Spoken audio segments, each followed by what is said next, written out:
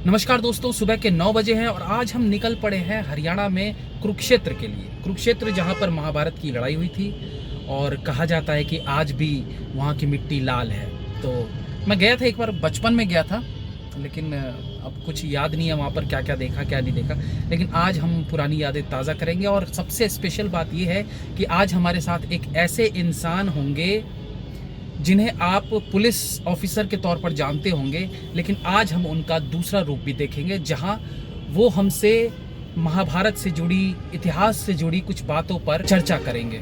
ये देखना बहुत इंटरेस्टिंग होगा और बजाय मैं उनका नाम बताने के आपको सीधा उनसे मिलवाने ले चलता हूँ। तो अभी यहाँ से हम निकलेंगे, 8 किलोमीटर दूर वो हमें मिलेंगे, वहाँ से हम उन्हें पिक करेंगे और फिर हम लोग निकलेंगे। आवाज नीचे, नीचे, नीचे।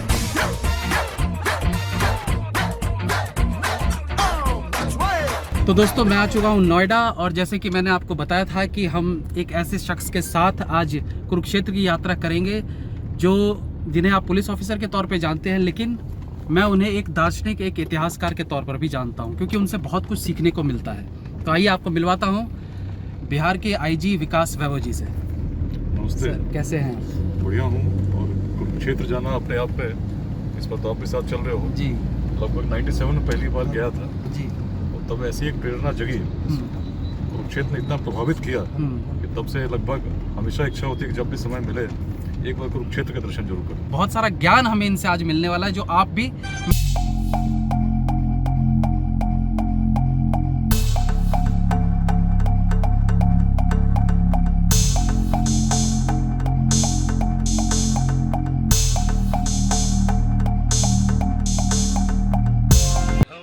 तो हम पहुंच चुके हैं कहीं करनाल के आसपास और हमेशा की तरह सीरियस दिखने वाले सर अभी भी किसी चीज़ में बिजी हैं।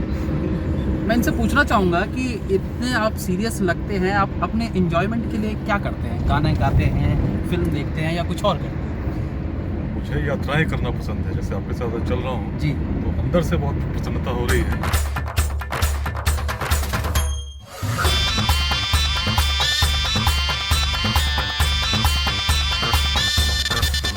तो लंच करने के बाद अब हम आ चुके हैं मानसरोवर में।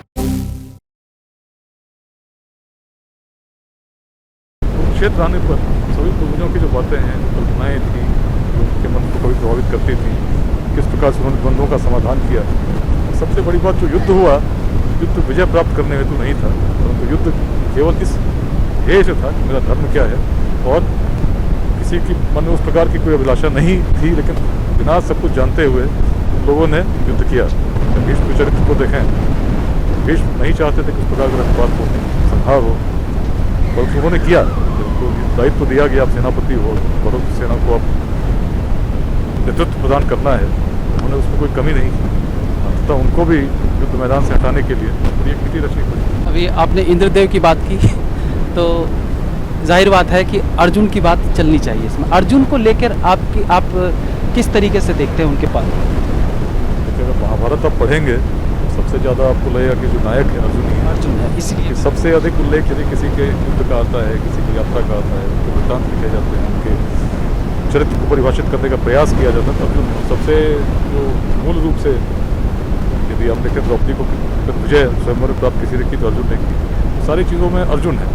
नेतृत्व जो कर रहे हैं अर्जुन ही कर रहे हैं, परंतु पूरी कथा के पीछे यदि कोई है भगवान श्री कृष्ण, तो ये बड़ा ही इंटरेस्टिंग है किस प्रकार से नायक कोई और है लेकिन असली नायक कोई और है।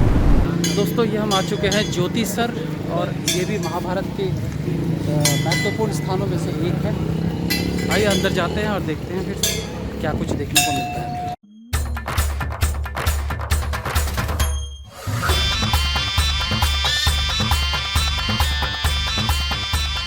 सर, यहाँ के स्थान के बारे में आप क्या कहना चाहेंगे?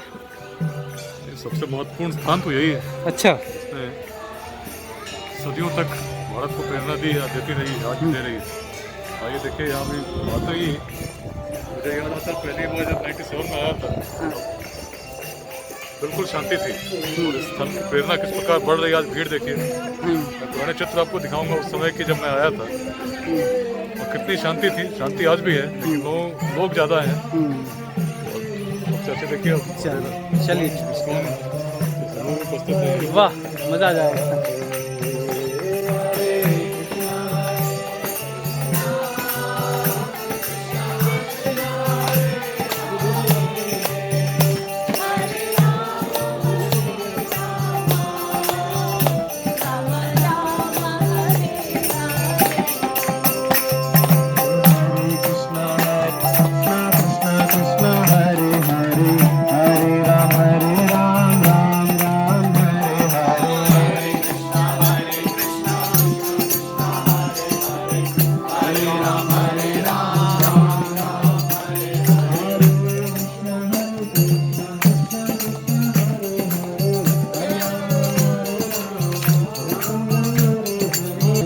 साहब कितना अच्छा माहौल लग रहा है, बहुत अच्छा संगीतमय माहौल है। और हमारे साथ जो भाई साहब हैं ये फ़ोन पर लगे हुए हैं।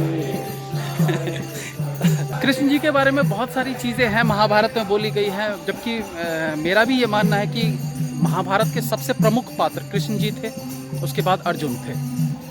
लेकिन आज की जो स्थिति है, आज मतलब जिस तरीके से, या फिर इतिहास में आप कह सकते हैं जिस तरीके से कृष्ण जी का वर्णन किया गया है, जहाँ ज़्यादातर उनके बारे में जब भी बात होती है तो 16,000 रानियों की बात होती है या फिर राधा की बात होती है, मतलब उनके प्रेम वगैरह की बात ज़्यादा होती है, जबकि इस बारे में चर्चा नहीं होती कि पूरा महाभारत युद्ध उन्होंने बदल कर रख दिया था।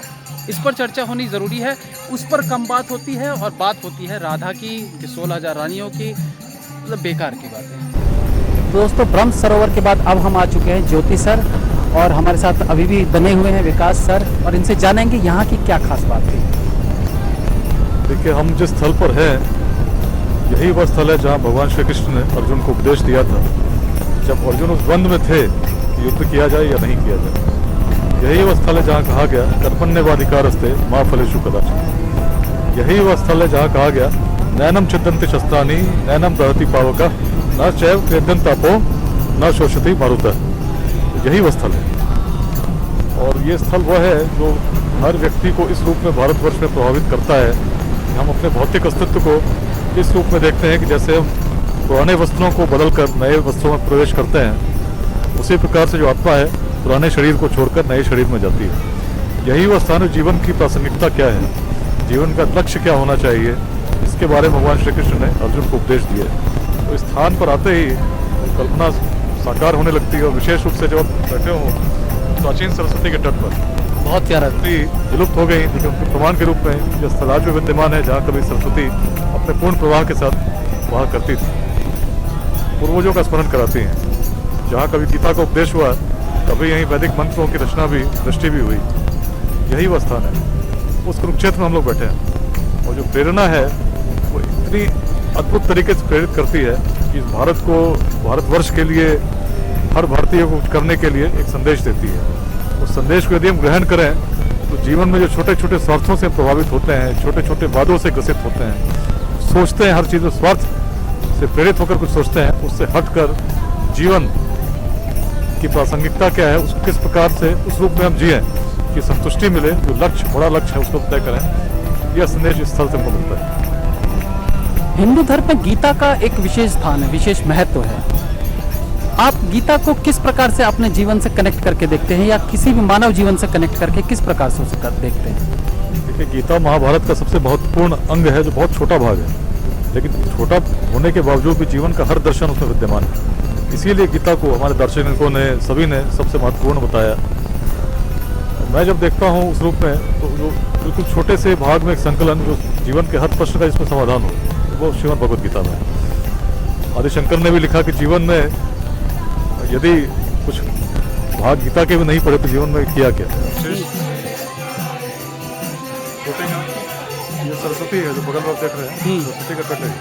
अच्छा, सरस्वती तट। बहुत सारी चीज़ें हैं बात करने के लिए, और हम करेंगे भी, काफ़ी सारी चीज़ें पे कर चुके हैं, उस पर और करते रहेंगे। तो कौन सी कहानी, कौन सा किस्सा है जो आपको सबसे ज़्यादा इंस्पायर करता है?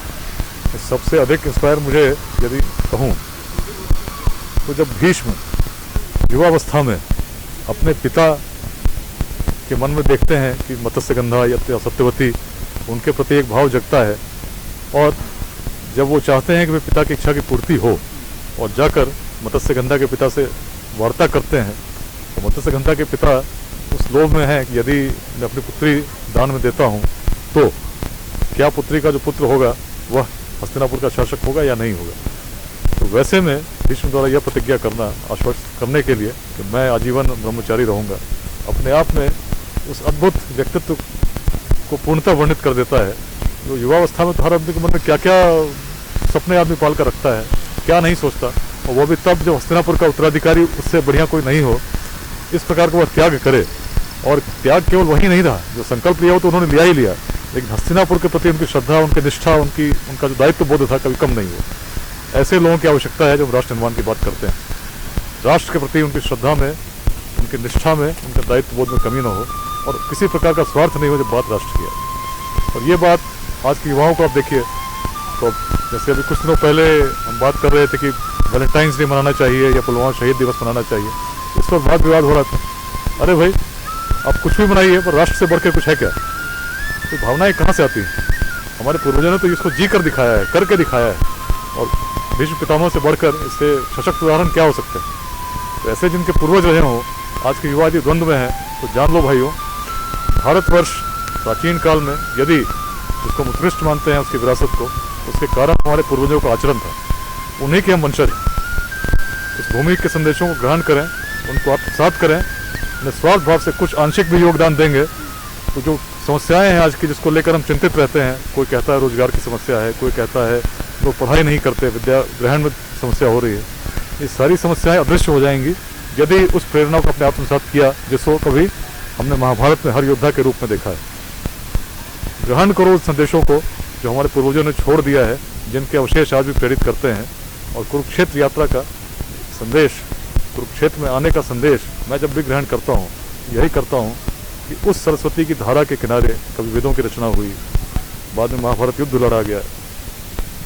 प्रेरणा इतनी विद्यमान है, वो मूक संदेश इतने हैं जो प्रतिध्वनि जो उत्पन्न करते हैं, मन में ऐसी अद्भुत प्रेरणा का संचार करते हैं जो उस प्रकार के व्यक्तित्व का निर्माण कर देते हैं जिसकी कल्पना कभी स्वामी विवेकानंद ने की थी। निस्वार्थ भाव से राष्ट्र के प्रति योगदान समर्पित करने के तत्पर हो जाओ, तैयार हो जाओ, और यदि 10 व्यक्ति भी ऐसे इस प्रकार के हो गए तो भारत के भविष्य को बदलने से कोई रोक नहीं सकता। हमें आवश्यकता है ऐसे लोगों की जो निस्वार्थ भाव से, उस भाव से जिसने कभी भीष्म पितामह को प्रेरित किया हो, अपने राष्ट्र के प्रति योगदान देने के लिए तैयार हो जाएं।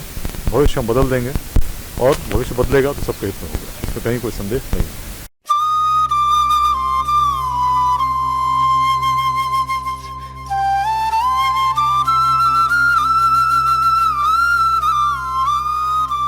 सर, अगला प्रश्न मेरा है जुड़ा हुआ सरस्वती से, क्योंकि पूरे अपने इंटरव्यू के दौरान हमने सरस्वती शब्द कई बार सुना और अभी सरस्वती तट से भी होकर आए हैं।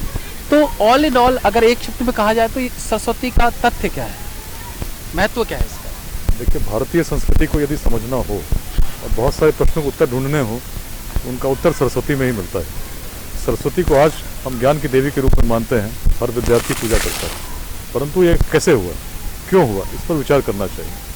सरस्वती को देवी रूप में ऋग्वेद में ही हम लोगों ने उनका नमन होते देखा, उनके प्रति ऋषियों को अर्पण करते देखा। कारण था कि सरस्वती कभी विद्यमान थी, बहा करती थी और उनके तटों पर ही वेदों की रचना हुई, मंत्रों की दृष्टि हुई।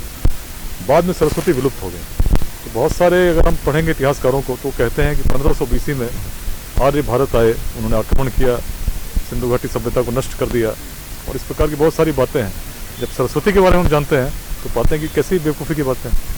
अरे भाई, यदि आप पढ़ोगे और उस प्रकार से जो पैलियो चैनल्स हैं उनके अध्ययन करोगे, आज के सैटेलाइट इमेजरी को देखोगे, रेडियो कार्बन डेटिंग करोगे, हम पाते हैं कि 3000 ईसा पूर्व के आसपास सरस्वती का सूखना प्रारंभ हो चुका था और 2300 BC आते आते तक लगभग सूख चुकी थी। 1900 BC में तो पूर्णतः सूख चुकी थी।